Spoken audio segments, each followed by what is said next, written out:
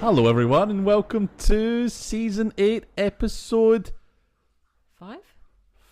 4. Oh, Episode 4. Yes, Episode yes, it is 4. Sorry. Yeah, welcome, everyone. Welcome to Season 8, Episode 4 of I See Bad Movies. We got there in the end. Yep. Oh, my God. This time next year, we'll be professionals. Will we? No, I don't think so very much. And obviously, you can hear me. Dream. Stop messing up my intro. Oh, sorry. To be fair, it was me that messed it up in the first place. But welcome, everyone. I'm obviously one of your hosts, Dave Keane, and I am joined by the ever-trucking... I don't know where I'm going with that. You could have gone with. The mother trucker. Oh, Start again. I can't. That's cheating. In fact, if I didn't think of the joke, I'm not making it up like I pretended. Mother trucking Spicer. Yep. Emma, not for girls, Yorkie Spicer. Yep. I was a little bit of a, I'm trying to go with the movie theme. Yes. Of course, with today's episode. And obviously this season, Emma, we are doing The Ones That Got Away. Yes, we are. And what season are we going to be looking back at in a film that we didn't do during the season? So we're looking at bad movies in space. Yes. Yes. I've been waiting for that. And I'm a little bit nervous because we've had some real crackers so far. We have. We've had probably one of my favourite seasons, I think, so far. I don't want one to come along and spoil it. I know. I'm really tentatively being like, I want to agree with you, but I'm so worried that this is going to break the duck. So, break the duck? Do you know what I mean? Did you make that saying up? I might well have. I think I know what you meant. Yeah. The trailer looked good. Yeah. But I think it's just because we've had a good run, and even we recorded our Christmas special. Yes, we have. And that was really good as well. Yeah, I know. So we've been on a real roll, haven't we? The last 4 episodes. We have been on an absolute roll. That's the way to look at it. And also, before I got here, I was like, the movie that we had planned for this tonight is 2 hours, 13 minutes long. Oh, no. And also boring as shit. Yeah. And it's Rebel Moon, the Zack Snyder movie that was absolutely panned on Netflix a while ago, right? And I thought, no, we can't do that. No. I don't so. Not for 2 hours, 13 minutes. Searching. And then I found a movie that I was like, oh, I'd seen this ages ago. And I thought about it. And it's Space Truckers. What, you'd seen the movie or you'd seen the trailer? I saw the trailer for it. Okay. I saw the trailer for it ages ago. And I thought, oh, that would have been perfect for bad movies in space. But never got round to doing it because we had all the films planned. Yeah. And now I was like, oh, I've got to find a different movie to Rebel Moon. I can't put you through that absolute snooze fest. Yeah. I haven't even finished that film. I wouldn't thank you for it, especially as it's 2 hours, over 2 hours long. Yeah. If it's really bad as well. It's really awful. But I think hopefully we've pulled out a bit of a classic because Space Truckers 1996, so very close to our favourite decade. Not quite, but close to it. However, so I go over what the synopsis. Yes. Let's go over the synopsis of Space Truckers. Right, so a space trucker and his cute fiancée are on their way from a space station to Earth with an unknown cargo. When space pirates hijack them, 5,000 disintegrator robots are found in the cargo. Dum dum dum in space. Doesn't really tell you much about the film, does it? No. So yeah, I think. But we will tell you about the film when we come back. Oh Jesus! Oh Emma! Oh, you know what's worse about that? I'm actually upset I didn't think of that one. That's the worst part of that. This has got Dennis Hopper in it and Charles Dance. So it looks like quite a cast. So Stephen Dorff is in it as well. Yeah, I saw that when you sent the trailer earlier, and I thought I've not seen him in. I can't remember the last film I saw him in. Yeah, I know. I think the last film I saw him in was Blade, and then I know he's been in films since, but I've never really watched any of them, which is probably a bit sad for Stephen Dorff, really, isn't it? Sure. Oh, sorry, mate. I'm sure he'll hear this and be really upset, won't he? Yeah, I'm sure he will, as he's crying into his movie money and his residuals. How much residuals would you get for Space Trucker? I have no idea. And the thing is, as well, it's free on Amazon Prime, so they're not going to get anything off of us. No. Right.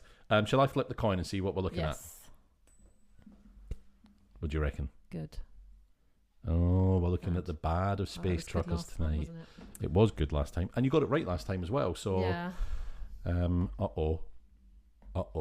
Maybe that's what breaks our lucky streak. Turning. Say it isn't so. It isn't so. Right. It's my turn to pick, isn't it? Yes. Right. Supporting cast. Okay. Stephen Doth. Is he not a main character? I don't know. Oh, I picked two there. We've got actor and we've got stunts. Oh, okay. Is stunts our most picked card? We do get it a lot. We really do. I mean, we probably need to shuffle these cards. Special effects. Okay, that might be quite good. Which is, I think, actually from the trailer. And then location. Space and spaceship. And space truck. All right, Emma, are we ready to go and watch Space Trucker? We are ready, yes. Is it Space Truckers? Space Truckers. Are we ready to across the universe? Do you know how we sometimes go to the unicorn? Oh, like we've been to the unicorn Christmas carols. Yes, I know what you're going to say. Oh, you know what I'm going to say. The guy that runs it is the guy that wrote. I think someone told me that the first time I went to the carols. Yeah. It was either you or Sinead that told me. And that, then I was like telling everyone again multiple times. I think it's brilliant. Yeah. And it's great. It's a great night as well. Every time after we've done the carols, they always blast out that song as well, and everyone sings along. Yeah. Great fun. What's it called it's a really again? Good night. Star Trekking. Anyway, this isn't Space Truckers. No. Let's get on with it. Let's go.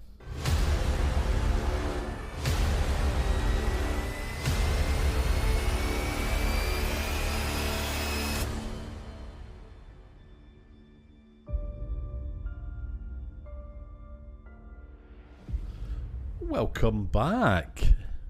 Wow. that was a movie. If we went over all of our episodes, I guarantee, wow, is your response to that most of the time.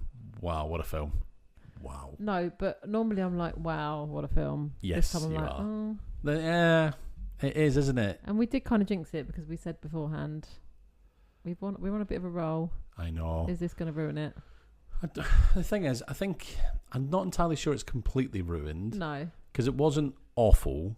I didn't walk out. It wasn't Dish Dogs thinking, yeah, it wasn't Dish Dogs. Oh no, it really wasn't. We didn't turn it off. Put it that way. Yeah, we didn't. Although we did find ourselves talking through a lot of the beginning of the film. Yeah, because that was really boring. Yeah, it got more interesting later as.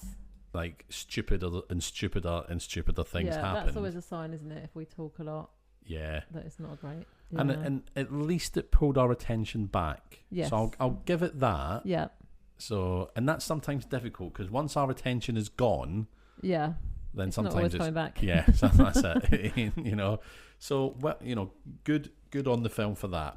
Yeah. Right. So Space Truckers it starts out with like a space base, a base on a planet somewhere being attacked. It's being attacked by what the people inside the base think must be like a large force, but then they're like, no, actually, it's just one of these things. Yeah. And it turns out that it's one of these disintegrator robots that is the whole sort of MacGuffin for the film to go ahead. Yeah. Now, this one robot kind of destroys a whole room of soldiers when it eventually gets into the room. And it's got like this, I want to say like a heat vision kind of thing, because it kind of melts people, but it also kind of disintegrates them at the same time, and bits of them just kind of disappear. The head of the robot is kind of the shape of like the old CCTV cameras.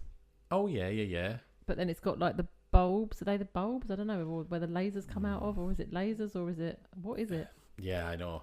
Apparently I was looking at the trivia for the film, and they had this kind of like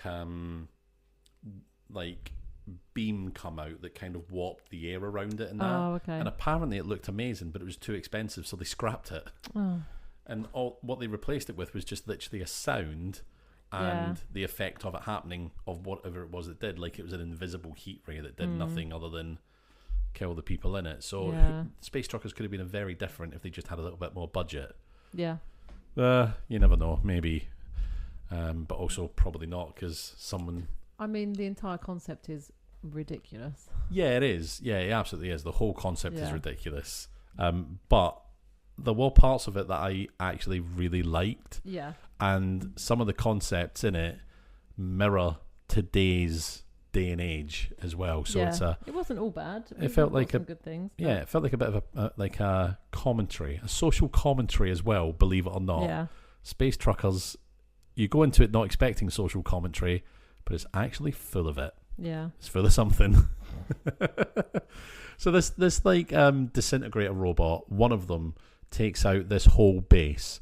Yeah. And just as it's about to kill two very important looking people, one's a scientist and one is the head of the company. Yeah. Just as it's about to destroy them, they turn it off, and it turns out it was a training exercise, or like an example of what it can do. Yeah, which we weren't sure whether. So did it actually kill people? Yeah. As part of the training exercise. It did. That's a full-on training exercise. It really is, isn't it? But what this is this is the company. Okay. Yeah. It's not a company; it's the company. So it's like, if you don't pass this training, like you have to pass this training or you're dead. Yeah. So, and being a trainer, I can kind of, you know, subscribe to that, because there's some people that I think, oh, I want you to just die. Never come on this course again. Yeah, please, may I never see your face again. Oh, especially the guy that wrote a letter to my manager complaining about me. Oh, really? Yeah, he did, yeah. What did he complain about? I spent the whole week training these people, right? You know, the internal staff as well. And this one guy, he just wasn't getting it. And I was working through my lunch hour, helping him and all that sort of thing. And he was like, during the class, he was like, oh, thanks so much, David, for your help. That was really good of you. Yeah. You know, if you're ever in Hungary, because he was an American fella. Well, he was born in Britain, lived in America all his life, but now he was living in Hungary working for us. So weird accent going on. But he was like, oh, thanks ever so much, David. If you're ever in Hungary, if you're ever visiting the offices here, meet me. I'll take you for a beer, blah, blah, blah. Yeah. Oh, that's very kind of you. Anyway, got to assessment day. And instead of doing the assessment, he literally wrote a letter of complaint, copied his manager in, sent it to my manager, and like absolutely slated me. Yeah. But what he didn't realise is his manager, I had trained him, and his manager was like, David, and I know his manager, and his manager was like, David, what's going on here? This isn't, he's saying things that I've been in the classroom with you, and this is not what happens in your classroom. What's going on? And I said, look, he's not getting it. He's not doing very well. I've tried helping him, and I think he was just trying to cover his own arse for the assessment day, because he knew he wasn't going to pass the assessment. Yeah. And you know, I don't agree with it. I don't fully agree with this, but I don't think managers should look at a week's worth of training and an assessment at the end of that and think how good they are at configuring what it is I'm training them, because yeah, we can teach them the basics and how to do things, but you learn it on the job. Yeah. I learnt it on the job. And yeah, he was very much just, I think he was just trying to cover his arse because he wasn't going to do well in the assessment. And he was just like, well, I didn't do well in the assessment because my trainer was awful. Like, unfortunately, he didn't really realise how many people I've trained in the business over 8 years. You're not like that, well, these things happen. It does. But yeah, there are certain people you think, actually, I wish a death robot did come along in the really training. Sneaky, isn't it, as well? Like, just take ownership of the fact that you're not getting it. Talk to your manager and say, look, I've been on this course. I'm still unsure about a few things. Can I have further training? Or you know, he's not going to lose his job over it, is he? He's just at that point we were doing the course once every like month or something like that. Join again the next time and have another go at it. Yeah. You're on a 3 month, like a 6 month probation, so you'll have time in that time to redo it. Yeah, and also you can go off and practice on your own, and I imagine, and exactly. And I thought to myself, you know what? I worked through my lunch hours to get you up to speed and to spend time. I was staying after work, spending extra time with him. It was like, oh. Yeah. Anyway, I murdered him. Oh, okay. Yeah, he's dead now. This is your confession. This is my confession. Well, hopefully no one listens to this episode. See bad movies, everyone. Hope you enjoyed it, and I'll have to do a visit and see if we can arrange anything from prison. But yeah, if we can maybe record. If we record down the phone, the sound quality might not be great. If you could put and occasionally every couple of minutes it will be. This is a call from HMP Wandsworth. Yeah, I'm not sure how that's going to work, but we'll work it out. Yeah, we'll work it out. If not, we might have a gap of a couple of years. Couple of years. I mean, with good behaviour. What will you get? Yeah, what will you get for murder? 10 years, 5 years of good behaviour. I'll see if I went to Hungary and murdered them there. What do you get for murder in Hungary? People don't get a lot for murder over here. They don't get a lot for serious crimes, do they? People get more time for what I would think is like a petty crime than they do for. Someone can murder someone and get 5 years. That's not. Are you saying people get more time for the crimes that you commit? But I just call that a petty crime. Yeah, that's not really anything. Yeah. Grand larceny? Nah, it's nothing. Yeah, it's fine. I don't even know what grand larceny is. Is it theft larceny? I think guess so. I don't know. See, this is how you know I'm not a criminal. Well, that a criminal would say that. Or I'm a very good pretend not criminal. Anyway, yeah. So the company, all right. They're called The Company all the way through the film. Yeah. So it makes me think that in the year 2196, they have effectively acquired and taken over every other company, and they're the only company. Yeah. Okay. But yeah, ultimately, this was a test, not of how to defend against the robots, but it was a test of the effectiveness of the robots. Yes. Because what the scientist and the boss of the company, a fella called Sags or whatever his name is, the scientist is called Maple, but we meet him later in the film as well. The plan is to send 5,000 of these robots to Earth so they can take over Earth completely as well. But Sags, the big boss of the company, double crosses the scientist and is like, well, I can't have any loose sort of threads here. Yep. Turns one of the robots on the scientist. End. Okay, of the opening. So ultimately, it turns out they're going to have to get 5,000 of these robots carted to Earth somehow. In comes our hero, our space trucker, John Canyon. We see him. He's driving along like a space highway, which you're trucking through space. Of course, you're carting things through. I liked what they were doing with this because it was like a straight line from one place to another, and it was just billboard after billboard after billboard. So they'd even colonized advertising space in space, which I thought was really clever. And John is carting square pigs. Yeah, that was weird. Yeah, they were just these square pigs in a square shape so they can be stacked neater and tidier for intergalactic travel. You can't put a square pig in a round hole. I don't know what that means, but it just sounded good. A tunnel. They couldn't go down. You couldn't throw them down a tunnel, could you? No, you couldn't.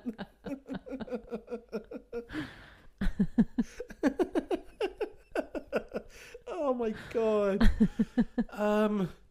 We're going to have a short intermission while I pull myself together. What was I talking about? I don't know. Square pigs. Square pigs. SpongeBob Square Pig.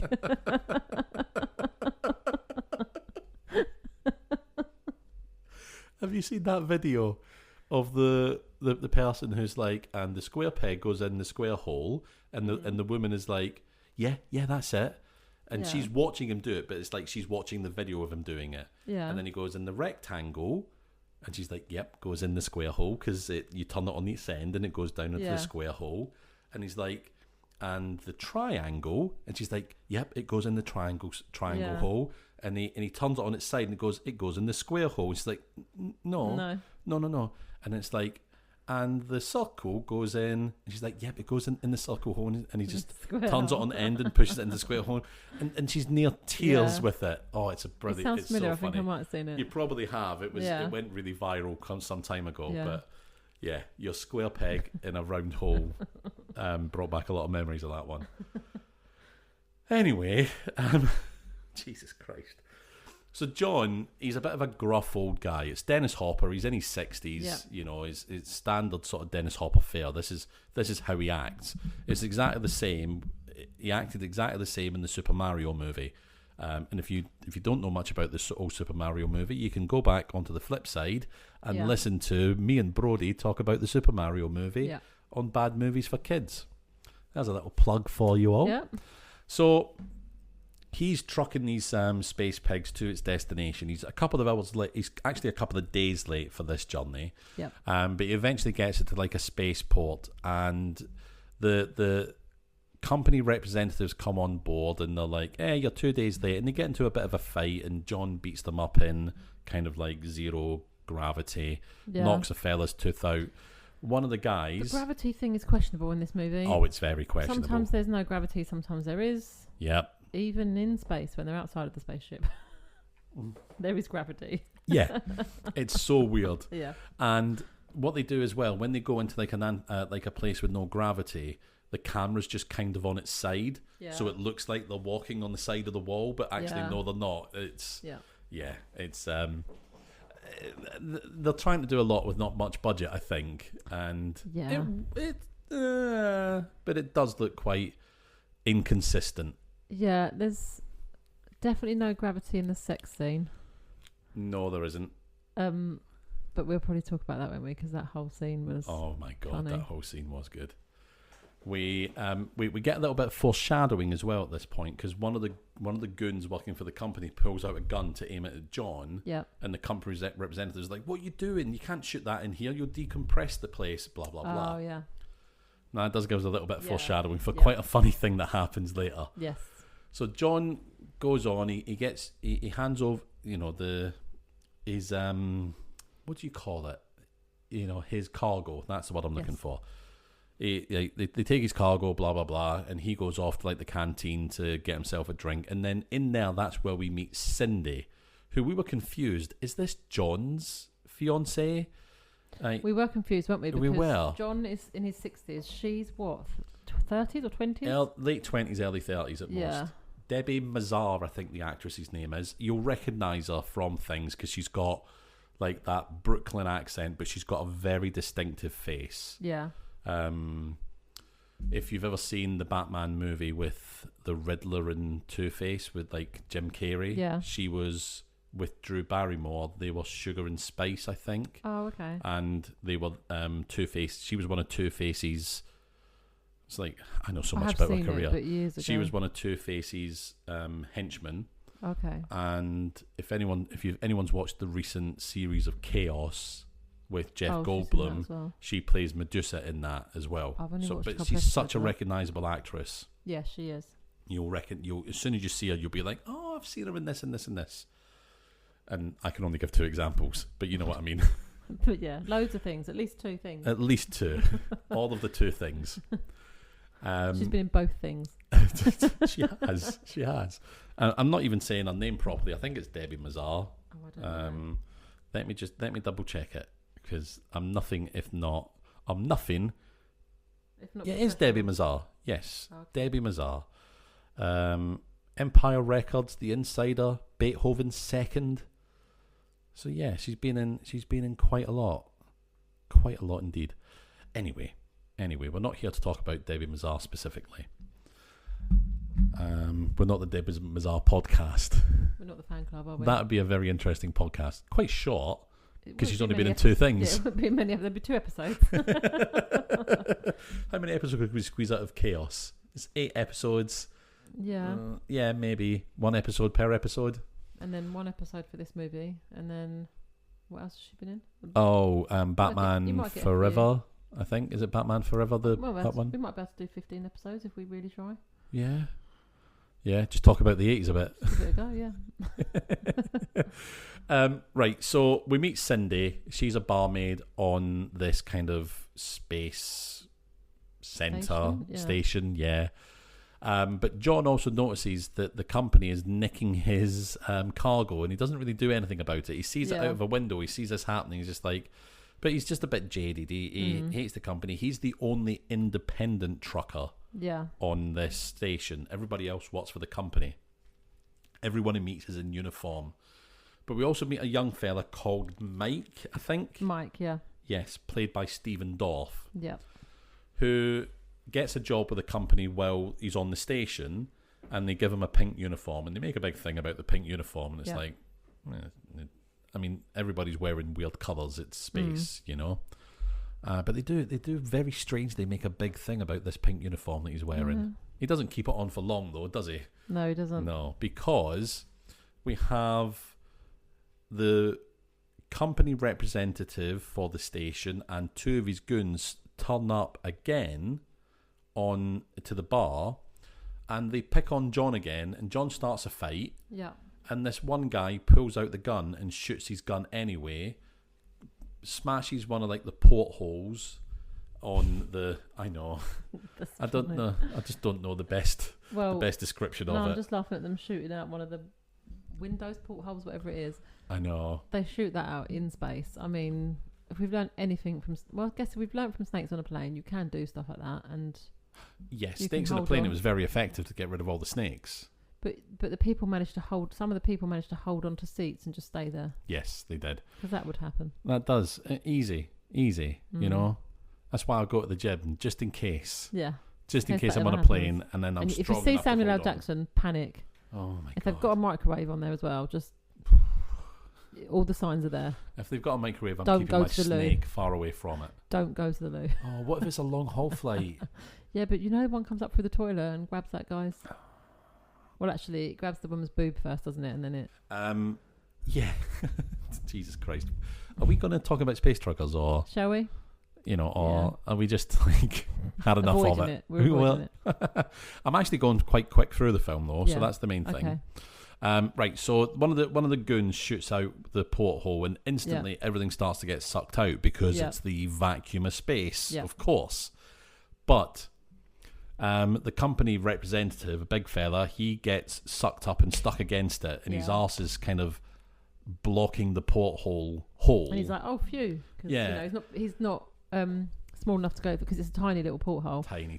So he's not small enough to get through it. So he's like, "Oh, phew! I'm just pinned to the wall," kind of thing. And I don't know the physics of this, if this would actually happen, but I'm glad that I don't know the physics because I want to believe it would happen.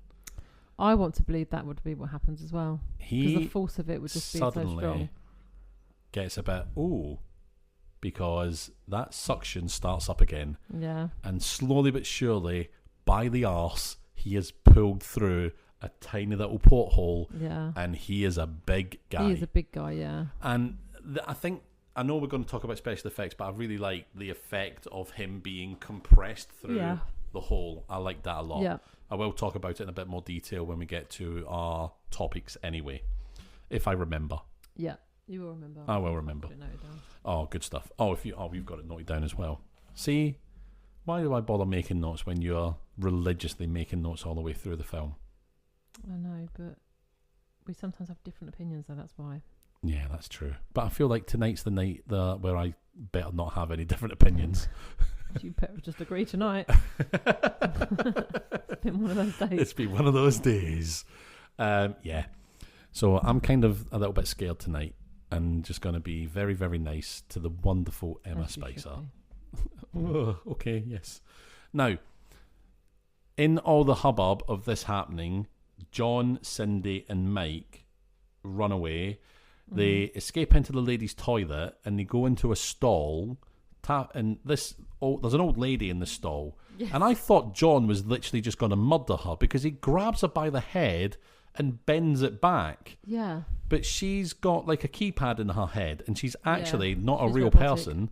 Yeah, she's like a doorway. She looks like there's a kids game. It's in the UK. I don't know if it's in America, but called Greedy Granny. Oh, you were saying? I should have got the box down and showed you before Lois went to bed. Yeah, it's called Greedy Granny, and it's an old granny sat in an armchair. It's like a little plastic model. Yeah. You tilt her back, and she's got like false teeth that you put in her mouth, and she tilt her back, and her mouth closes and her eyes close, and she's got a tray of biscuits on her lap. And the aim of the game is you roll the dice, and then you have to take one biscuit each time it's your go. Yeah. Because you've got to get a full set of biscuits. That's how you win. But when you roll the dice, or it might be a spinner actually. It tells you how many times to press a button. So you take one biscuit and then you might have 3 presses of the button, and then eventually she's going to pop back up, her teeth come flying out, and then if you've woken her up, you have to put all your biscuits back and start again. Building up your biscuits, and she'll fall asleep again, and then the other person might have got like 3 biscuits, and you've got to start again. So you've got to get 4 biscuits each, and they've got to be different types of biscuit as well. So, but this woman that was sat in the toilet it just reminded me exactly of that. I'll have to show you the game. Well, you can probably Google it and it'll come up. But yes, I'll Google it. That's honest. What it reminded me I'll of. Google it. Everyone knows the game. Sorry, I think I was just told to Google it. I'm going to Google it now so that you can see. Oh, thank you very much. So this is a doorway that they kind of escape security, and they go down through this toilet doorway now. Oh, let's have a look. Oh yeah, that's exactly yeah. That's what she reminded me of, with the little slippers and everything. But she does also look like a real proper granny as well, doesn't she? Yeah. Oh, I like that. Where was I? They're going down through this sort of toilet doorway. Yes. And this toilet doorway looks like it's kind of into like an underground kind of like back alley kind of area where things are a little bit more dodgy. Yeah. And I think this is more like an entrance to the black market of the kind of smuggling trade kind of thing. Yeah. Now, John talks to this guy, and he takes this job on to take an kind of unidentified cargo to start with on a very quick, must-get-there-on-time job to Earth. Yeah. And he pushes the guy a little bit, coming, "Oh, come on, what's on there?" And the guy's like, "Look, the manifest says it's sex dolls." Yeah. Okay? It's not. It's our 5,000 disintegrator robots that are on their way to Earth, and the company's trying to get them there. So John doesn't realise this. He takes the job. Mike joins him. Cindy joins him because she wants to get back to Earth to find her mum or meet her mum. Yeah. Sorry.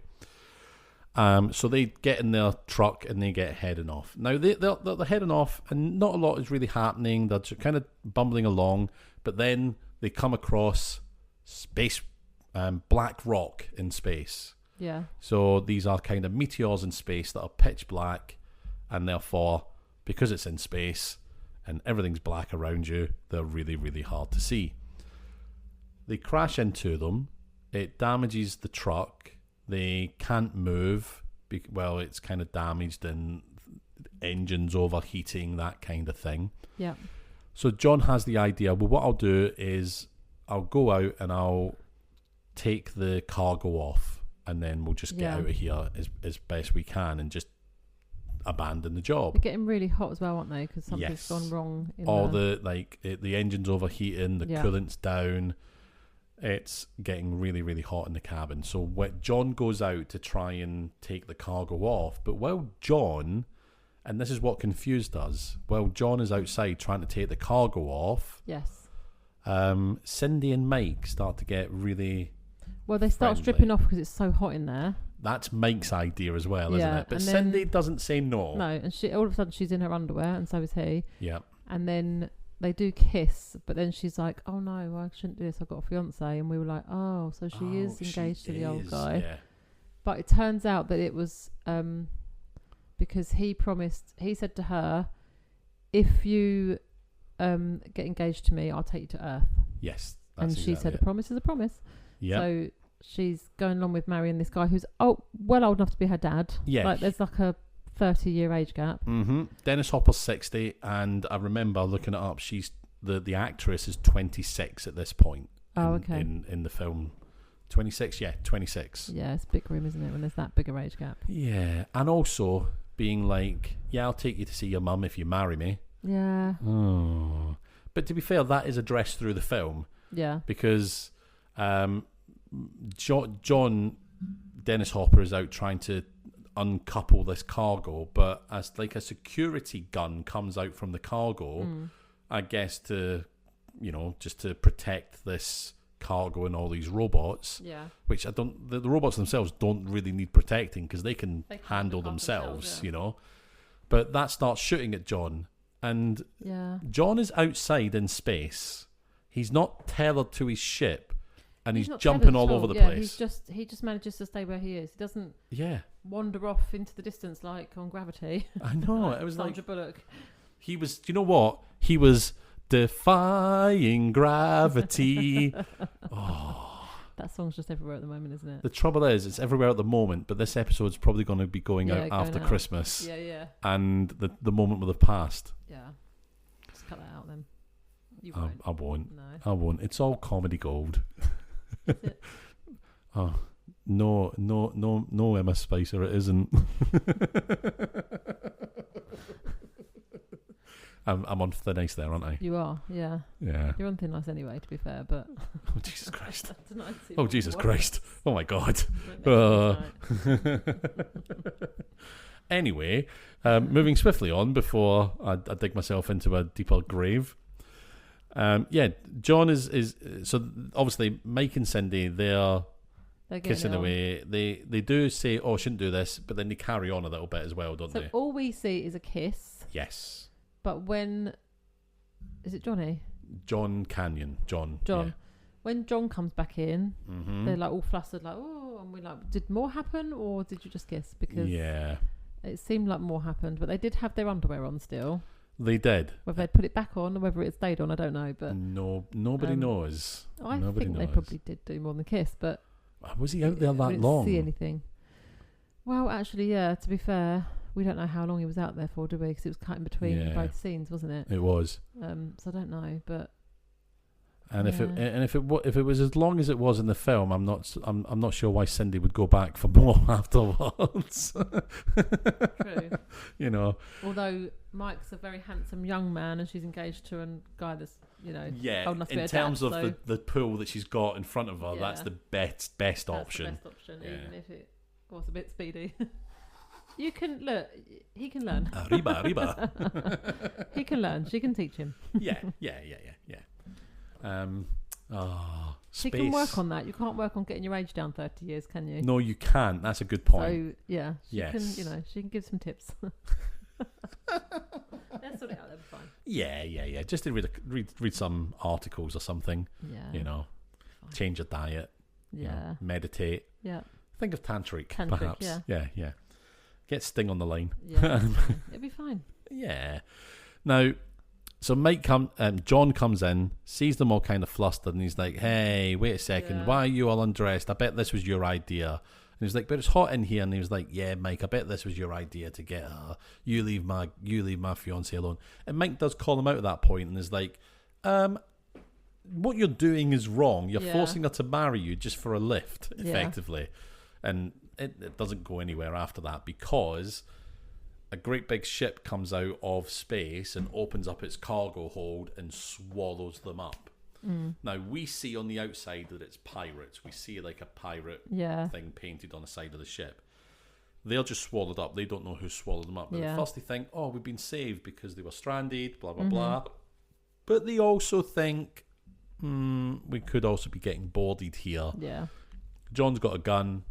It's not been used in a long time. He's not even sure if it works anymore. Yeah. The pirates force their way on board, get John, Mike, and Cindy off, tie them up, and they're like, they're being asked like, what you got on board, what's in your cargo, and the guy, they don't honestly know what's in the cargo. They said, hey, we've been told it's sex dolls, effectively, but they don't know anything more about it. What I want to know is it because this is the 90s, isn't it? Yes. So when we say sex dolls.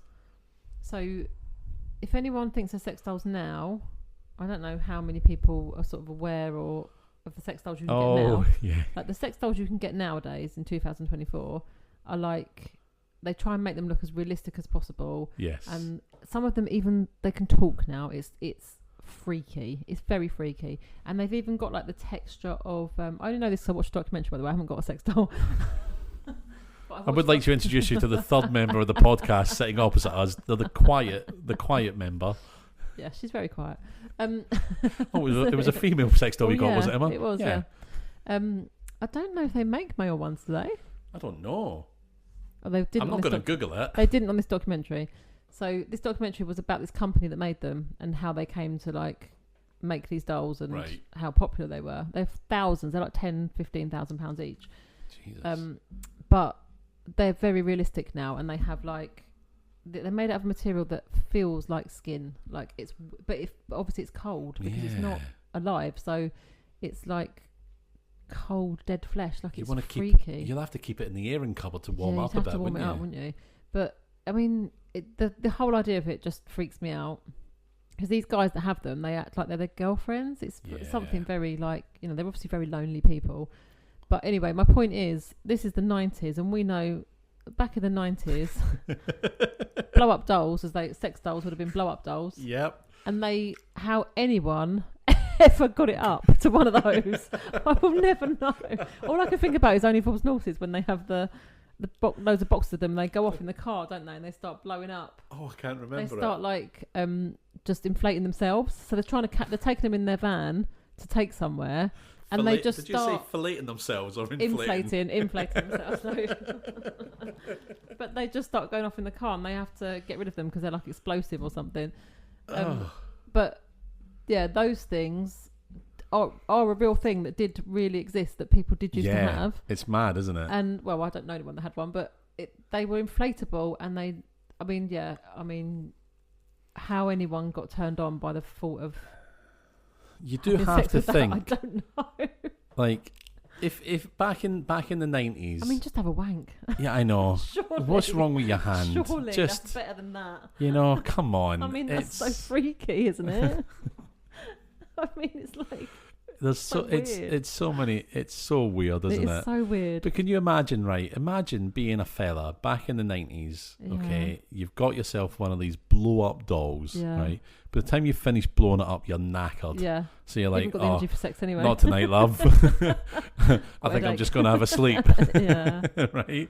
But now, all that time back then, you spent all that time blowing that up, having that, and then nowadays you look online and there's like these realistic. Also, they must have popped sometimes. To a degree. Some of them must have popped because they're just inflatable. They're just like. Oh. But also, I just think there's no like that sort of material. I don't know what it's like, you know, inside, but that sort of material can't be a good material to. I can't imagine it's anything other than just the same like material that's around the rest of it. Like, that's not going to be good.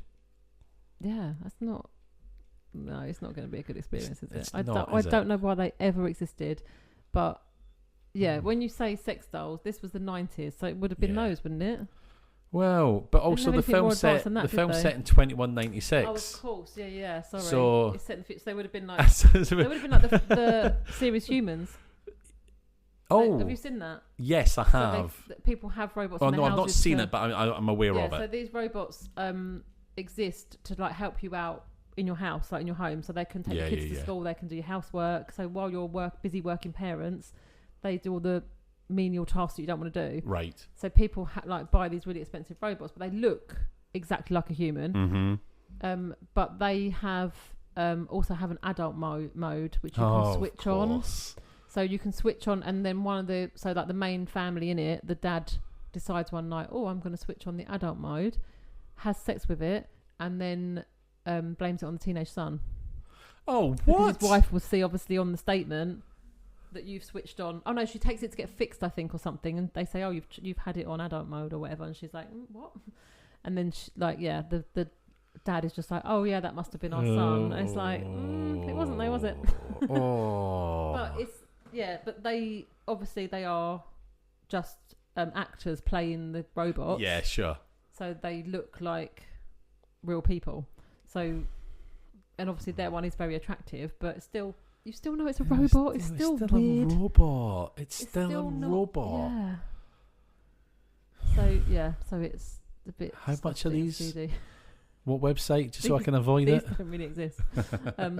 But the ones, but I did watch a documentary about the ones that do exist, and they've even got them talking now. So didn't you say one of them had a Glaswegian accent? Yes, the one that was on the programme. So the first one they've got like talking, they did have a Scottish accent. But she could like tell you jokes and stuff. It's freaky. It freaks me out. Anything like that just freaks me out. But like, you know, like ChatGPT or whatever, you can have a conversation with ChatGPT. It's freaky. And it will talk back to you. So I'm guessing it's not that much of a reach to put that sort of thing into. But it makes me think of there's a Black Mirror episode as well where a woman loses her husband. Oh yes, I've seen that with Domhnall Gleeson and Hayley Atwell. I think. I'm not sure the actor's names, but she gets pregnant. She's pregnant, when he dies. Yes. And then she obviously like really, really misses him, and she finds out that there's someone puts her onto it, don't they? That you can get these. Oh, you can go onto a website and you can chat to them. You can hear their voice. That's right. They take like a sample of their voice, and then you can chat to them as if it's them. And then she finds out that you can pay a lot of money and get a like doll, which is a replica of your loved one. Yeah. And it gets sent to your house. I think you have to put it in the bathtub or something, don't you? Yeah, and I can't remember the episode. It comes alive. Detail, but yes, that's right. And so he comes alive, and it's just like having your partner there, apart from they don't have to eat or anything like that. Like they don't have to eat and things because they're a robot. And she keeps it in the attic. That's right. And as her child grows up, and her daughter's like, I don't know, 6 or 7, they like cut into the future. Yeah. And then she's like, they've got like birthday cake or something. Like, oh, should we take? I don't know if she calls him Dad or whether she calls him a different name, or like calls him by his name. But they take a bit of cake up to the attic, and it's like the daughter knows that he's there, but they have to hide him away because nobody else can know he's there. Yeah, it's so messed up. There's a great scene in it where he's on the edge of a cliff, isn't he? And she's like, just throw yourself off. He's like, okay, and she's like, no, he wouldn't be like that. He'd be scared. He'd be, you know, and he turns to her and is like, please don't make me do it. And he starts like acting really scared. And it was a great episode. Yeah, that was a good episode. Yeah, I thought Black Mirror was very hit and miss. So some episodes were great, and other episodes were. Have you seen the what was it called? I feel like it was called Crocodile or something like that. It's one where there's a young couple and they're out at night and they're driving and they hit somebody and they kill them by accident, but they decide instead of going to the police, they're gonna cover it up and hide it. Is that a recent one? Because I've not watched the recent season. It's an old one. Okay. And then they sort of move on with their lives and they break up. And this is years and years later. She's married with a child. He's off doing his own thing. Like they've been separate for years, not spoken to each other. But the guilt is eating away at him. He can't live with himself. Was this the one where they can take a memory away or something? Oh, I don't know if I'm thinking the wrong episode. And then he turns up and sees her. She's really successful, like in whatever she's doing in her career. And she's off at this. She's away from home at this like conference thing. And he finds her in her hotel, and he's like, "I've got to tell the police. I can't live with myself. This is eating me away inside. We've killed somebody, and we've just walked away, and blah blah blah." And she's like, "It was years ago. Like, just forget it. It's not nothing. It's not going to help you by like, you know. And I've got a career, and I've got a family, and blah blah blah." So he goes on, and she ends up killing him. Oh God! And then getting rid of his body, and it's all the things of that. Like she digs herself into such a hole because it's like, and there's something that they can look into your chip in your brain that shows what you've seen. Oh yes, that is that episode. Someone gets suspicious, and they ask her to see her chip, and they see on her chip something in the hotel that's weird. When she was in the hotel, they see something that was weird there, and then that leads them to think something's going on, and then she ends up killing the woman who investigates it. Oh my God, it's never ending. So she goes to her house to kill her and her husband, but they've got a small baby. Oh, and the baby's got.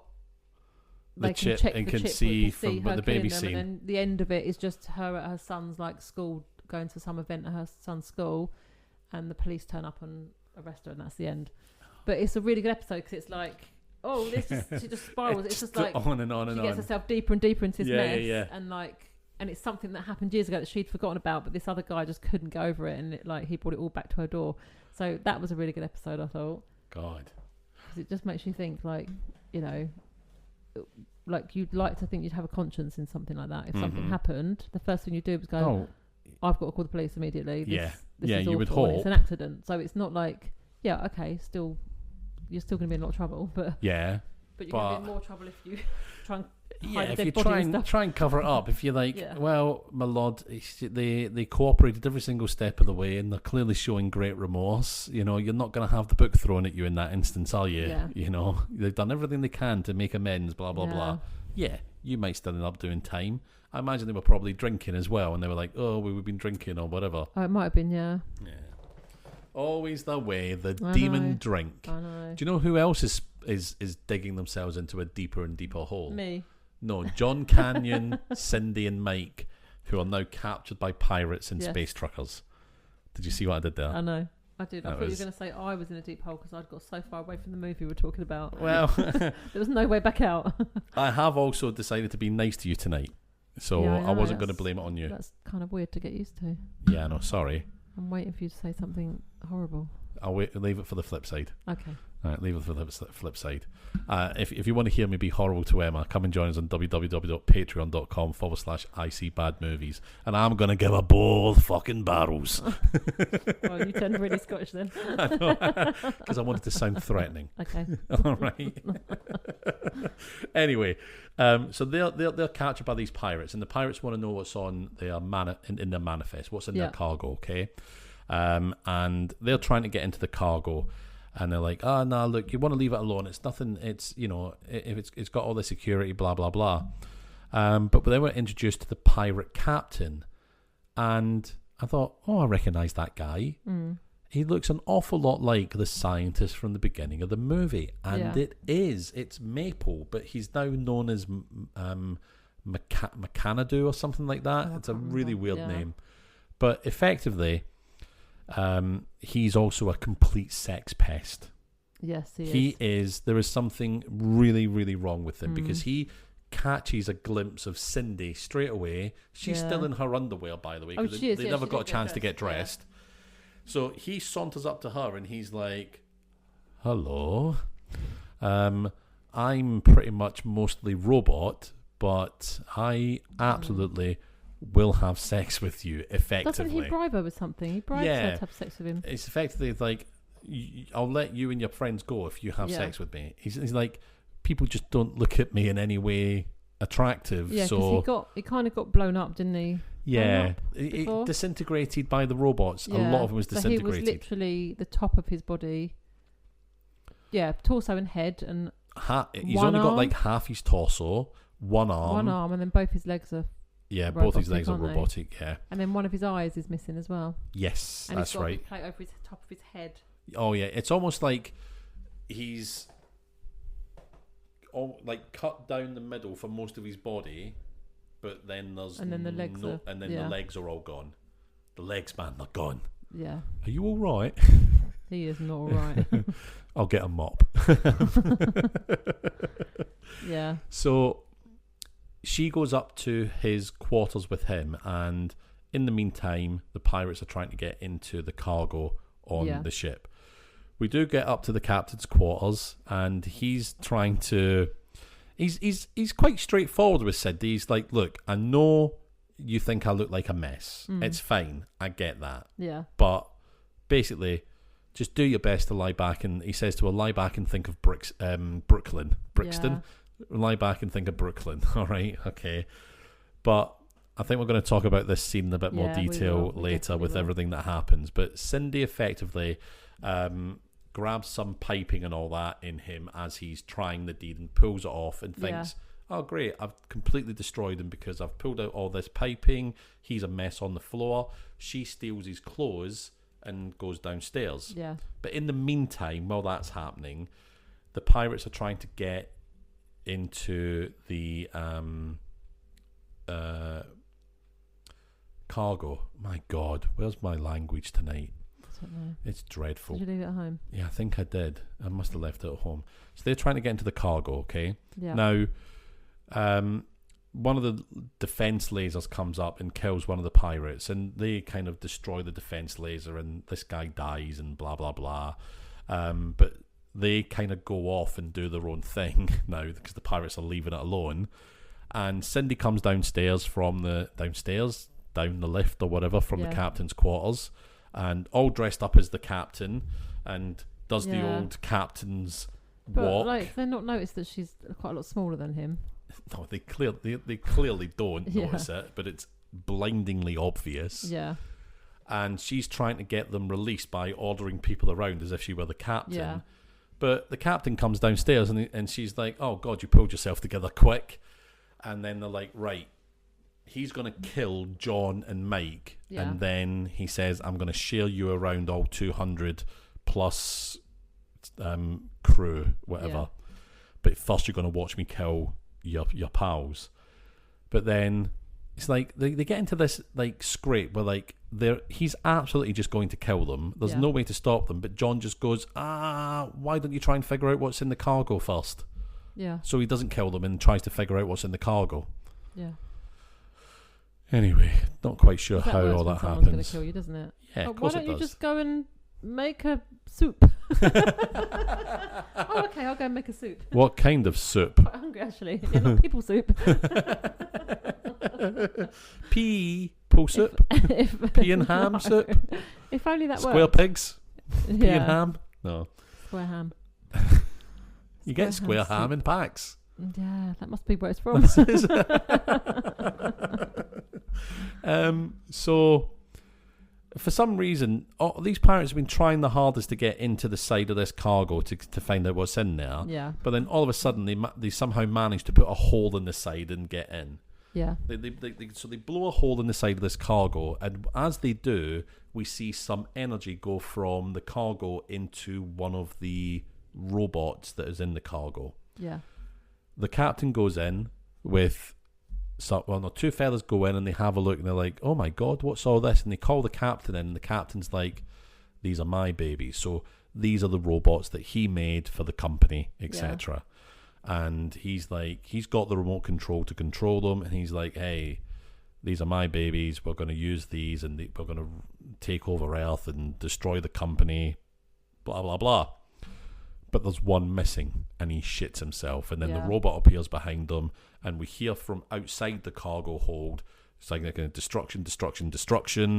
And then this robot comes out and starts killing all the pirates. There's only one of them, and it's like fighting and kicking people, and it's like blasting them with heat rays, and people are disintegrating left, right, and center. There's one bit where a guy goes to attack it from behind, and it's got a great big knife arm that it just flicks behind itself, chops the guy in half. Hilarious, blah, blah, blah. Mike, Cindy, and John, they all get into their cargo ship, and one of them grabs the remote control as well at the same time, and they get the heck out of Dodge. They fly out of the ship. That's all exploding behind them. The whole place explodes.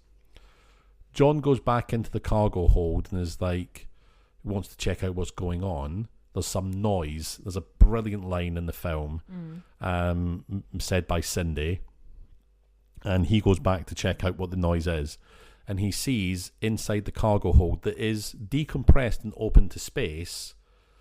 He's in his spacesuit, but it's the captain, the pirate captain, kind of a mess on the floor, destroyed for a second time by his own robot. Yeah. And he says, yeah, these robots are there to go and destroy Earth. It's a plan by the company, blah, blah, blah. And yeah, that's... Oh no, the captain's got the remote control and he gives it to John at that point. Yeah. So the rest of the robots start waking up in this one particular cargo hold. Bear in mind, it's a really, really long ship and there's 5,000 of them. But this one particular section, the robots are waking up, and there's maybe 9 or 10 of them. Yeah.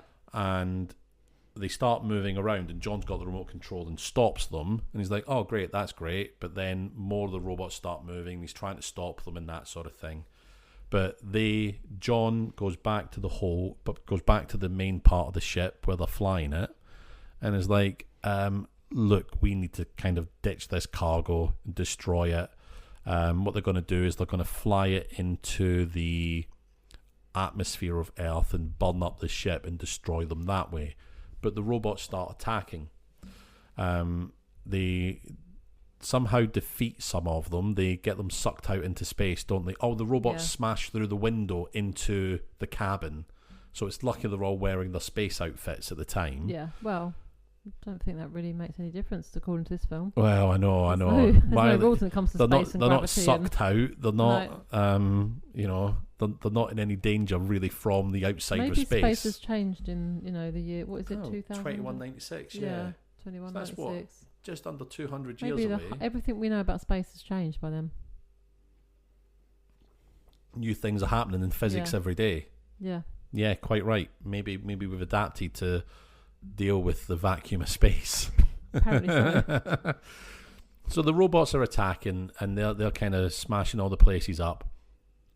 They kind of deal with some of the robots in some different ways. All sorts of things happen.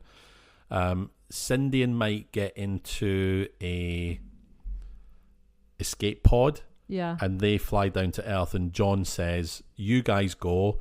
I'm going to fly this ship into the Earth's atmosphere, burn everything up, and then make my way through." John kind of accepted that he is too old for Cindy, and yes, he does. Should let her get on with Mike. Yeah. Yeah, he says, "You kids go.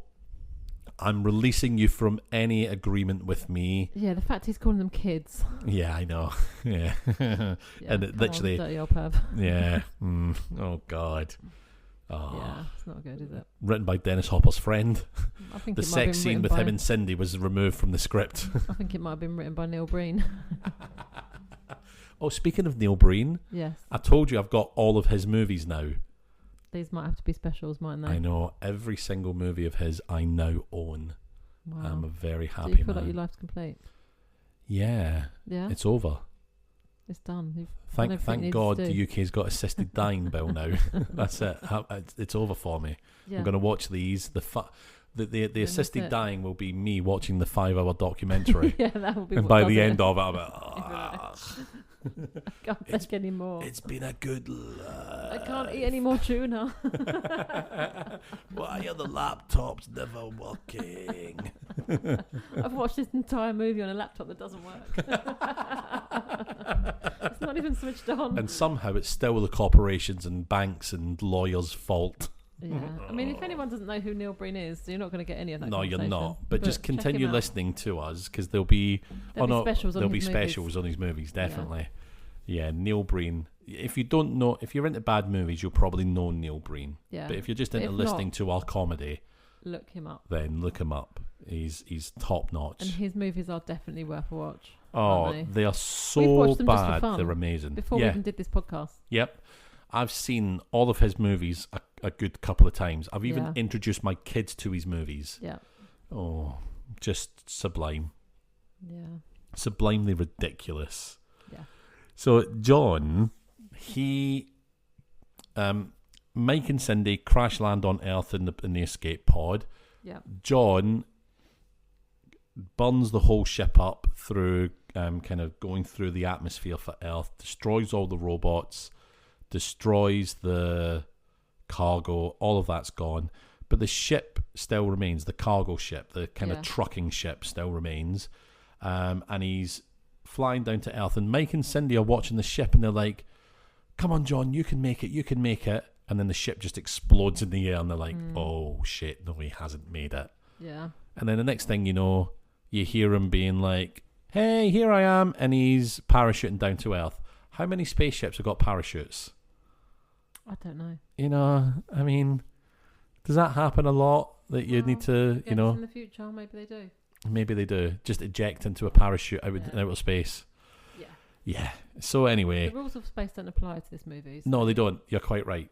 So John lands, and what they do now is they go and see Cindy's mum in the hospital. Yes. Right. Yeah. This was the point where I thought, right, they've landed on Earth. It's over. Yeah. It just kept going. No, there was more. Yeah. And it's like this film could have ended 10 minutes early. Yeah. But there's a reason it didn't end 10 minutes early. Yeah. So Cindy and Mike are together. Yep. They're going to see Cindy's mum. Johnny turns up, and Cindy's mum is definitely into Johnny. All right. He's already seen a photo of her mum previously, hasn't he? And you could tell he was really taken by the photo at the time. Yeah. And I was like, dude, that's your fiance's mum. Yeah, but weird. She is more your age. Although she doesn't look it, does she? No, because the photo was taken 20 years ago. And when he turns up in the hospital, she still looks like she did 20 years previously, because she was ill. She was put under cryogenic sleep. Yeah. So she's still a young woman. Austin Powers. But she's really into him. He's really into her. And you can tell, oh, great. It's love at first sight. You know, he's moved from the daughter to the mum. That's weird. Better, it's better, weird. But weird how far did he go with the daughter? Because that's really weird if he's done stuff with the daughter and then gone. If he's dabbled with the daughter. Now that's worth £250 on Take a Break. Then he's that's wrong, isn't it? So for anyone who's not from the UK, Take a Break is like a magazine with a lot of puzzles in it and real life stories.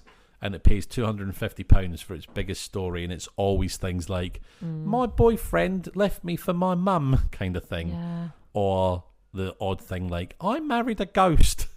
Or there was one, I don't know if it was Take a Break or a different magazine, but there was one that there was an American woman and she'd had her son adopted and then she'd met up with him when he was an adult. Oh no, don't. And they started a relationship. No, and they don't. knew full well they were mother and son. Oh no, don't. No. There is a I know it's like the it? Oedipal thing. I Yeah, know it's something Oedipal because if you grow up together, yes, you have that family, kind of you? aversion thing like that. And it's a natural aversion that does happen. But people who grow up separate, and this happens with twins and brothers and sisters, related. Yeah, and because they're separate, and they come together, it's apparently a really high percentage of separated siblings and family who come together. I guess they've got that connection and there's some sort of feelings there. Yeah. But that gets confused with sexual feelings. That's exactly rather it, than, oh, this is just a piece of my life that's been missing. That's what I'm feeling, and we've got a connection because we're family. I somehow think we've talked about this before. You know that's your son. Yeah, you still don't. It surely does not even go. You might think, oh, he's handsome. I've made a handsome son. There's not one single point that anything would go through your mind of doing anything romantic with your own child. It is absolutely beyond sick. It really is. Although I saw a really nice TikTok story on the same lines but not sick. Yeah. So there was a guy I can't remember where it was in America, but he went to this bakery for years and years, right? And he loved the cakes that were made there. And he was like, I've come to this bakery so much that it always felt like home. It felt so good being there. I loved the food. And he was adopted, when he was younger. Now, he looked up his birth mother. His birth mother, he did something to say that his birth mother could get in touch with him or whatever. Yeah. And he got a phone call. And he looked on his phone and he was like, why is the bakery calling me? Because he's got the bakery's number saved in his phone because he's such a regular customer there. And he answers the phone and it's the owner of the bakery that he's been going to for 8+ years, and it's his mum. Yeah. And it was like, he's like, I always had this feeling of being at home, and now he works there. She's much older now, so he helps run the bakery and all that. I thought, that's such a lovely story. Do you think the mum had any sort of Please not let them have sex. No, don't sleep with each other. Do you think the mum had any sort of recognition or feeling that towards him? Or I don't know. I suppose, because obviously you'd like to think, I'd recognise that as my child. But if they've been adopted from baby and you've not had any sort of relationship with them, not seen them for years, and they were a baby when you adopted them, I guess you wouldn't recognise your own child. No, I guess you wouldn't. Because your children don't necessarily even look like you, do they? No. I mean, my daughter looks nothing like me. I mean, my kids look like me. Yeah, your kids do look like you. Yeah. But I don't. If I hadn't never seen them before, I just think. If you hadn't seen them, because I've they're got reprobates. one child that looks like me, my side of the family, and one child that looks like their dad's side, and that's it. Like, there's no. Yeah. I can't see anything of me in my daughter. Family members have said they can, but I can't see it. But yeah, I can with Brody. It's definitely my side. But I mean, he's expecting him as your dad as well, wasn't he? As a crazy, kid. Yeah. But if I had adopted Lois out but then she does look like her dad's side, so I would think, you look. Yeah. Or maybe I don't know if you would. I don't know, because it's odd, isn't it? You've only seen them as a baby briefly, and then you've had them adopted. Mm-hmm. You don't see their faces. Like, I look at my kids' faces every day, so I know their faces inside out. Like, I would, I'd like to think that I would recognise them. If they, if I did lose touch with them and then I saw them when I was older, I would recognise them. But for only a short period, even like minutes perhaps, when some people adopt their children, it's odd, isn't it? It's crazy. You just don't know, do you? You'd like to think that there'd be some sort of familial bond, that would tell you. Wait a second. I mean, I feel awful for people that are siblings that don't know, and they meet up. They meet each other. At uni or on a night out or whatever, and then get together as a couple and then find out they're related. That must be the worst thing ever. And it's got to have happened. It must have happened a lot, because if you both got adopted and neither of you knew your birth parents, and you just were adopted by two totally separate families, your families wouldn't even necessarily know. Yep. Because they wouldn't know what your sibling looked like. And they obviously, a lot of people change the name of the child when they adopt, don't they? Yeah. So you wouldn't even have your birth names necessarily. Do you know, this is why I'm glad that I didn't grow up in Glasgow, because my family's got so much extended family. Yeah, I don't even know who my cousins are. There's so many of them. Yeah. Like, and they there's cousins and then cousins of cousins and all that sort of thing. And even then, I'd be like, I'm in Glasgow. There's a high percentage chance that somebody here is blood related to me. Yeah. I could not go out on the pool in Glasgow. No. just for safety's sake. Luckily, I know all my cousins. Well, I think I know all my cousins. There are just so many on my dad's side of the family. I've got loads on my mum's side. Jesus Christ. Yeah. There would be no way of knowing. And so I'd just like, I'm not taking the chance. No. And then I'm going to another country. A lot of my cousins have got different surnames because they are... So obviously, if they're my uncle's children, they've got the family surname. But if they're my aunt's children, they'll have different surnames as well. So it's not even like you can tell by the surname. You're like, okay, and we don't look like each other. No, so of course. It's like, okay, yeah, there's a lot of people out there. But literally, it's like an army of cousins, and whole like just thousands upon thousands. And every now and again, I see like, oh, this is another family member. Who even is this? Yeah. Like, oh, honestly. So yeah, I could never go dating in Glasgow just in case. Oh, your dad's Ronnie. Oh. Uncle Ronnie. God damn it. Yeah. So they like, speaking of families. Speaking of the movie. they obviously they go and visit Cindy's mother in the hospital, but they get raided by like a security force, and it turns out that the president of America, or sorry, the president of the world, that was odd, wasn't it? is coming in to see them and to thank them for saving the world from these killer 5,000 killer robots that would have overwhelmed the armies of the earth. Okay, what an ego trip that would be. President of the world. President of the world. Don't say it too loud because, you know, it's a crazy... Trump might come along and do it. But this is where I think the film had really good social commentary for today, because the guy that walks in the door is the guy from the beginning of the movie who's the CEO of the company. Oh, yes. And John says, wait a second, isn't the president this fella? And he goes, no, actually, we had a takeover last week.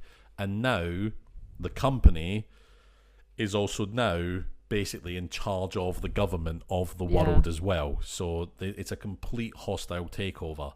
So the idea was, just in case the talks to do the takeover and him become president of the world didn't work, the robots were going to come down and do it for them. Yeah. So the robots were actually a backup plan for the main plan of becoming the president of the world. Yeah. God almighty. He's a busy guy. He really is a busy guy. And he's like, look, we want you to be quiet about this, okay? Yeah. We're going to give you a brand new truck. Space truck. Just to get that in there. Here's a big suitcase full of money to buy your silence, okay? And everyone's having an argument, and you and I both said, take the fucking money. I guess morals are great, but if someone's offering me a suitcase of money to keep my mouth shut... The thing is, and as well as when it's the president of the world, and you've got no power. You've got no power against that. Yeah, exactly. Like, if you don't take the deal, you're dead anyway, probably, because you know too much. Yeah. So, just take the money. Take the money, and by all means, fund some form of freedom fighting movement. That's fine. Do that. But... these guys, they're truckers. They're not going to be able to fight back. They don't have that agency. But you and I would both be dead right now if we took the money, because they're all arguing about the money and like, I don't want it. I'm not taking the company's dime, blah, blah, blah. Yeah. And they throw the suitcase out of the window. Yes. And we cut to the president in the car, in his presidential limo, outside the hospital, getting a detonator out. And he's going to detonate the suitcase full of the briefcase for the money.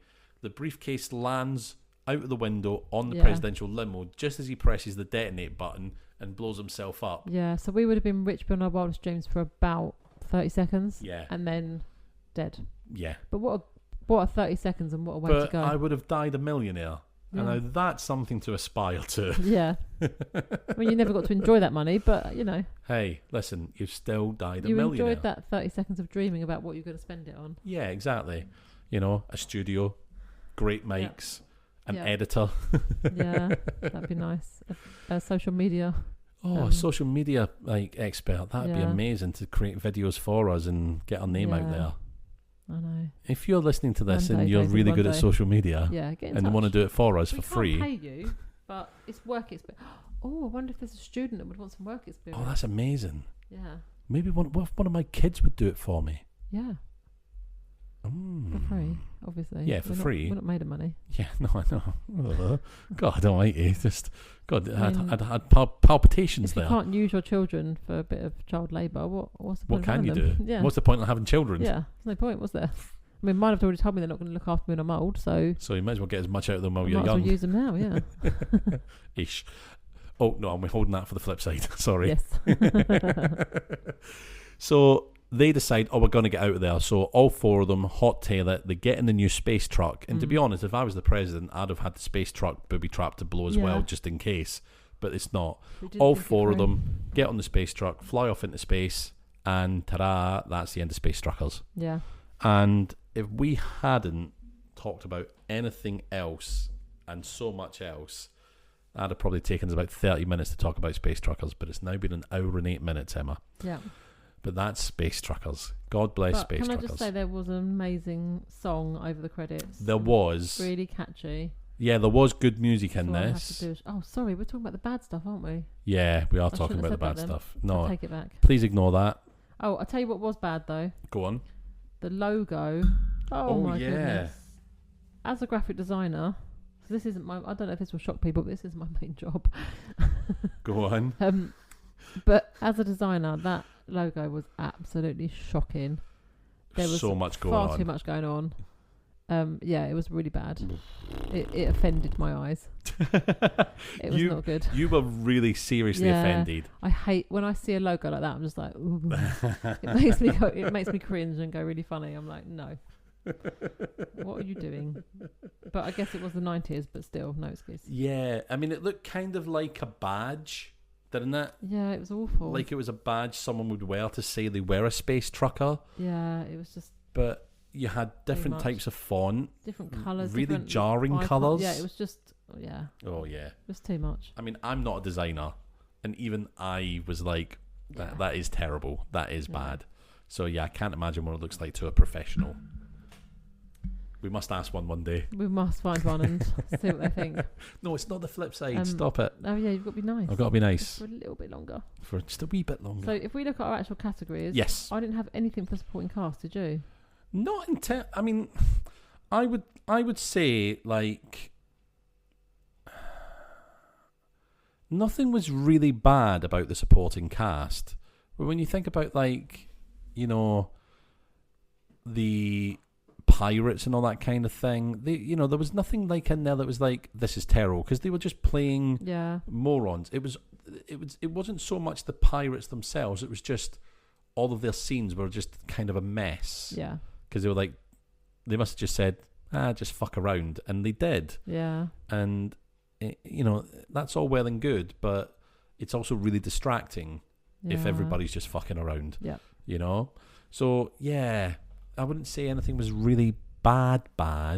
No. In terms of supporting cast. I do agree. Now, what about actor?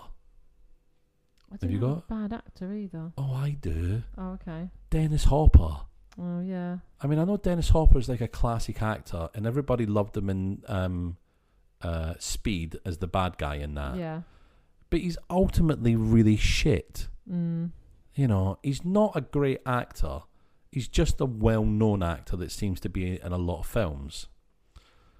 But he's awful. There's bits in it where he's playing like a curmudgeonly, over the hill, very grumpy kind of space trucker. And there's bits in it where it's like, Dennis, I don't think you're acting this. I think you're just being you. You're not actually doing anything. And then bits where he is supposed to be acting and doing things, it's like you're not even halfway convincing me that you're acting here. You're dialing the whole thing in. Fine, get your payday, but he was pretty awful. Yeah. Pretty awful. Rest in peace, Dennis. You died 14 years ago. I think, like the moratorium's over. We can say things about you now and like actually reflect upon your career. Oh, you were just Dennis Hopper in everything, weren't you? Yeah. A bit like Hugh Grant's done a few things more recently, but he normally just plays Hugh Grant. But you know what? You've got a few actors like that. Jason Statham just plays Jason Statham. Yes, he does. Yeah, he does. Liam Neeson just plays Liam Neeson. Sean Connery just played Sean Connery. Yeah. Yeah, there's a lot of actors that have made quite a long career out of just playing themselves, really. Yeah, playing themselves. Good. Well, not playing with themselves, playing themselves. But I know what you mean. Yeah, and he's definitely one of them. He's the American version of a Connery or a Liam Neeson or anything like that, isn't he? Yeah. Oh my God, yeah. It was quite painful, and I think ultimately the best thing he's ever done is Speed, and I don't know if that's saying an awful lot. Yeah. It's maybe in the early days when he was doing things like oh my God, what was that? Not Midnight Cowboy. Oh, what's the one where they're the bikers? I don't know. Oh my God. Born to be Wild. That's the song that's in it and all that. Oh no, it's completely gone. Completely gone. Oh, that's gonna really bug me. I need to look it up. I'm sorry. There's no way I can spend the rest of my evening not knowing what film that was. That's really frustrating. Where's the cast? Oh, there we go. What film was it? Easy Rider. That was it. Back in those days, back in the Roger Corman movie days when they were pumping different movies out left, right and centre. Yeah. Oh, Waterworld, when he played the bad guy in Waterworld. Oh, Waterworld was a terrible film, wasn't it? Oh, no, I loved Waterworld. Did you? Yeah, I mean, it was... Kevin Costner, wasn't it? Yeah, I mean, I'm a fan of bad movies, so I suppose that's why I like it, Okay. It's not a great film, but it's an enjoyable kind of entertaining adventure kind of romp, but... Yeah, I mean, ultimately it's Kevin Costner, and I think his star had kind of waned by that time, hadn't it? After The Bodyguard and all that, but he wasn't very different in Waterworld. He was Dennis Hopper again. He was King Koopa from Mario. Yeah. But yeah, it was Easy Rider I was thinking about. That's the one. Okay. All right, but he's certainly been in a lot of films. He was an actor in 209 films. That's quite a lot. Even if that was just a 40-year career. Yeah. My God. I'm not doing the maths, but that's a lot of films a year. Don't ever do maths unless you have to. Yeah. No. You know what? Those are words to live by. Wise words, aren't they? Very wise words. That's coming from someone who's terrible at maths. If anyone knows the maths for that, let us know, please. Yeah. But yeah, 40 films, 40 years, 200 plus films. I think there's a 5 in there somewhere. Carry the 2. yeah. Movie math. There's something in brackets. Yeah. And there's something squared. Okay. Did you have any bad location? Well, because I had a good location, but I didn't have a bad. Oh, do you? I mean, I think again, no. I don't think there's anything particularly bad that sticks out. Like, oh, that was dreadful. I mean, maybe the pirate ship again, but, because, like, we're supposed to believe that this massive cargo bay that swallowed up the ship is also somehow right next to where they're all standing and talking, and it's just really a thin bit of metal between them and space, But ultimately, it wasn't something that made me go, oh, Jesus Christ, that was Catwoman on the Moon bad location, where you had some wooden papier-mâché stalactites sticking up from the ground, and all of a sudden that's the moon, Yeah. Or desks in place of, like, computer banks. Filing cabinets and stuff, like an office from the 1970s. So, yeah, no, again, nothing particularly bad. Just nothing great, if that makes sense. Yeah. What else? Have you got anything else? Special effects. I do have a bad special effect. Okay. But I don't know. You said to me, "Oh, make sure you write that down." But I don't know if you wanted me to write that down in the good. I think that was the good. Yeah. Oh, because I put it in the bad, thinking it just looked awful. So it was the captain. I think it's because it was funny. Oh, just because it was funny. Yeah, but you can talk about it now if you want. And I don't think I've really got particularly anything else for the good, but... Oh, I've got some good special effects. Oh, okay. I've got some good special effects. It's more some of the practical effects that were going on in the film as well. But so the captain, McAnadu, or whatever his name is, okay, played by Charles Dance, all right? And there's just Charles Dance playing it very seriously, but also like doing a Leslie Nielsen. He's being so deadpan, but it's so ridiculous the things that he's doing, right? Anyway, he's been obviously blown up and destroyed for a second time by the robots, and he doesn't have his laboratory near him to recover himself again like he did before. Yeah. But he's been kind of blown in half, and he's lying in the cargo bay, and all of his kind of like from his kind of like midriff down, he's kind of distraught. He's just a mess. Yeah. But like what I've written down, he's blown in half, and his innards that you kind of see, they're all kind of like a bubbly, purplish, greenish, kind of bubbly mess. It's weird, isn't it? Yeah. And I was like, it doesn't look fleshy at all, does it? No, it doesn't. It's like a kid's toy that you've pulled apart. Yeah, and then I was thinking about it when I was writing the notes down. I was thinking, actually, wait a second. Everybody that was disintegrated by one of these robots, instead of like blood or anything like that, even at the beginning of the film when it's all the soldiers being blown up, it's all kind of like greeny, bubbly kind of bits. That's what I had down for a bad special effect was, one of the ones was at the beginning when there's a woman that her brain gets exposed and it's like that. Yeah. And then there's all the other people that get disintegrated. They're just boots with some squidgy blood colour stuff coming out. Yeah. And that's it. And it's like, well, why are these things turning people greeny, purplish? And that's what made me think at the beginning of the film that these weren't real people that were being killed. These were like robots automatons that were being destroyed. The guy that's the captain, he is a real person, wasn't he? Yeah, we see it happen to real people. Yeah. And so that is what made me go, oh no, actually these were real people that they were killing at the beginning of the film, just for a testing exercise for these robots. It's how little corporations actually care for people.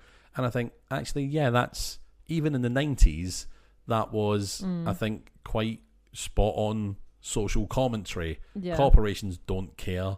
They're after money and power, and they were just showing that here as well. I know we're talking about the bad things, but that was definitely a good thing from the film. All right. I just had one more. Oh, go on. Special effects. There was a point when a robot... kills a man, and he kind of splits into tiny pieces and then disappears. Oh, but it looked like a PowerPoint transition. Oh yeah, because it was literally like there was like loads of little lines across his body, like he'd like little tiny bits, and then he just disappeared. It was like, I was like, what was that all about? Because the others have just disappeared, and then we've seen this squidgy stuff. Yes. But this guy was like, you saw, or like, you know, on Willy Wonka, the original one, when Mike TV gets transported. Oh, and he's and he gets taken somewhere else. Yep. And you see in like around the ceiling these little tiny little pieces. It's like the snow that you would get on old TVs, wasn't it? Yeah. It was like that, but I just thought, what was that? Because we didn't have that in anybody else that died, did we? No, we didn't. So, and it just looked really shit. Yeah, and that makes me think, you know, when I was saying that they had these special effects for the heat rays on the gun, they were like, oh, it looked really great, but it was too expensive, so we took it out. Yeah. I was thinking, actually, did it look really great, or did it just look really shit, and so you decided not to use it? And is this some sort of like leftover remnant of what it might have been supposed to look like with this guy? Yeah, I remember that one. It was pretty awful. Yeah. But I think that's the perfect description of it, like a PowerPoint transition. Yeah. You got, what have we got? We got actor, special effects, supporting cast. What about bad stunts? There was a part where a guy like flies backwards and like crashes to the ground, and then he spits a bit of blood out, but it's like there's no gravity again because it's like little droplets of blood. Oh yeah. But you could see the wire Yes. When he gets thrown back. I know. So that was pretty shit. Oh God! We were talking away because this is quite near the beginning of the film, wasn't it? Yeah. When this is one of the company goons that John punches at the beginning, and I said to you, "Oh my God, you can see the wires. Look at that." Yeah. I'd forgotten about that till you mentioned it. Oh my God. Yeah, that was pretty bad. And they're so visible. So visible. Yeah. All right. So is that it for special effects, or have you got any more? That's it for special effects, but I have got a few wild cards. Okay, let's go ahead. I've got some wild cards of lines, but I've only got good lines. Oh, okay. So let's hear your bad. I've got a bad line. Mm-hmm. At one point, I think it's John who says this. I never write down who says it. I need to write down who says these things. Yeah, I think it's when the pirates have got them. Okay. And he says, if you're going to cut my dick off, do it, and I'll change my name to Terry or something neutral, but it ain't going to change what I know. And it's like, it just, like, spouts off all this shit. And you're like, what? Yeah, and I think to myself... A, why are you assuming they're going to chop your dick off? And B, why are you, like, okay with that? Yeah. I'll just change my name to something neutral, it'll be fine. But, what? It's very odd, isn't it? It's chop my dick off, I'm not scared of you. It's one of those lines where you think, did they ask you just to ad-lib that line? And you panicked. Yeah. You clearly panicked and thought, shit, what do I say? Let's say this. Yeah. It was awful. But it was yeah, it was not good. But I've also got I also wanted to make a little nod to the costume. Oh yes. Because yep. The costume was all over the place. There's no consistency to it. It was like you said to a class of primary school kids, draw a costume each. Oh yeah. And then it's just a mishmash of different outfits. Like if you imagine a whole class of kids drew something, it would just be odds and sods, wouldn't it? Some would go really futuristic with it. Some would be really simple. And there was all different colours. It was all different materials. Oh, it was some of them had them mishmash. Weird things on their necks. What were they? I don't know how to describe those. Yeah. Like kind of rigid, but kind of material. I don't know, like a collar kind of thing around their neck. Were they supposed to be some sort of space hood or something? I just didn't understand that. And then you've got Mike in the pink, and then you've got like beigey colour outfits, and then it was just. Yeah, it was a mishmash of all different things, wasn't it? And that's the thing. It's like it's specifically that because I know exactly the bit you're talking about when they're in the bar at the beginning of the film. Yeah, that like all these people work for the company and they're all in company uniform, but none of like everybody's uniform seems to be different. Yeah. Yeah. There's no consistency to it. No, you're absolutely right. Absolutely right. It's like, wait, how is this even a uniform then? Yeah. It doesn't make any sense. Uniform, yeah, the word, it's the clues in the title. It's a uniform. Everyone looks uniform. This ain't no uniform. This ain't no uniform. Yeah. And then I just had a bad scene as well. Did you have any bad scenes? I didn't. So although I could probably... imagine. It's the sex scene. Do you want to talk about this in the good or... Oh. Did you have it down for good? I've got bits of it down in good. Oh, okay. I've got bits of it for good. We'll talk about that in the good then. That's fine. Yeah? Yeah. Oh, interesting. You're being nice to me. What the hell? I don't know. Don't trust it. No, I know. It won't last. Yeah, no, I know. Okay, so the only other thing we've got to discuss other than scoring it is how would we improve this movie? What would we do out of our categories to improve it? And I think it's a bit of a cop out just to say I'd just make the film better, because I think you could improve the special effects, but then saying that it was the 90s and it was low budget. That's the thing, isn't it? Could you improve the special effects? Could you? I mean, taking today's special effects to a film like this and fixing some of it. You could do some amazing stuff if it was absolutely. But back then, you would need to have a lot of money to be able to, back then to get to that point. And don't get me wrong, this was 1996 it was released. Yeah. And you had like Jurassic Park in 1994. So the technology was there, but the money wasn't there for every film like that. That's true. And you're not going to get the budget for Space Truckers like you did for Jurassic Park, let's face it. Now, I think if I'm thinking about like the bad things that I've kind of noted down, like I say, the special effects is kind of where I'm at with that. We've got a lot of like cast. I think maybe making the pirates less madcap and making them actually more sinister and menacing. Yeah. Because you've got the Captain McCanadu, who's like nasty, creepy, kind of horrid, but because he's captaining like all these fucking idiots and morons, it kind of takes away from like the threat of the pirates in this universe. Does that make or to our good guys? And I don't know if the film necessarily needs like a big bad threat that's really dangerous to them, but I think either make them more dangerous and make them more threatening, or make them funnier. Yeah. And actually hilarious. Like Mackenzie Crook and the other fella in like the comic. They're the comedic relief in Pirates of the Caribbean. Yeah. So do all of the pirates need to be like that, or could you just have one or two pirates that you get to know better than the others that are that, and the rest of them can just be menacing pirates in the background, and you've got something like that going on? Would that work better? Maybe.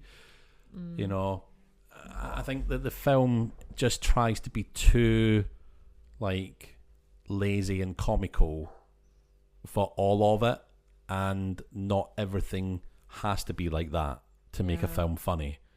Some of it still needs to have a bit of threat, a bit of seriousness, to make the other comedic bits even funnier, because it's not like an out-and-out comedy, this film. I don't think it's trying to be an out-and-out comedy. I don't think it is, no. And it seems it's trying to be a little bit irreverent. Come across like that if it was trying to be a comedy, would it? No, it certainly didn't feel like a comedy. No. But it certainly wasn't taking itself entirely seriously. Yeah.